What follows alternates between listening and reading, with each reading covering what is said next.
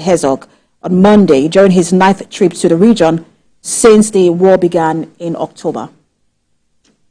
The U.S. has expressed optimism about the deals in talks resumed in Doha last week, but Hamas says suggestions of progress are an illusion, with differences said to include whether Israeli troops will be required to withdraw fully from Gaza, as Hamas insists. But that level of optimism is not shared by the Israeli leadership or Hamas. U.S. Secretary General Antony Blinken is expected to maintain pressure on Israeli Prime Minister Benjamin Netanyahu when they meet today. Well, Mr. President, thank you very much. It's always good to be with you and good to be back in Israel. This is my 9th visit since October 7th to Israel, to the Middle East. And this is a decisive moment, probably the best, maybe the last opportunity to get the hostages home, to get a ceasefire, and to put everyone on a better path to enduring peace and security. The current negotiations are based on a modified proposal presented by the Time US aimed at bridging long-standing gaps between Israel and Hamas. The Americans hope they can get the deal over the finish line perhaps as soon as this next week.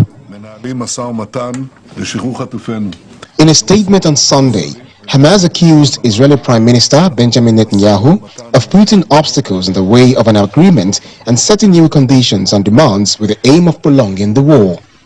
Mr. Netanyahu told a cabinet meeting on Sunday that complex negotiations were taking place to secure the return of hostages, but some principles needed to be upheld for Israel's security. Earlier this week, U.S. President Joe Biden said, "We are closer than we have ever been to a deal," and the U.S. pressure also has the timing of its electoral policies in the background. A ceasefire deal agreed in November saw Hamas release 105 of the hostages in return for a week-long ceasefire and the freeing of some 240 Palestinian prisoners in Israeli jails. Israel says 111 hostages are still being held, 39 of whom are presumed dead.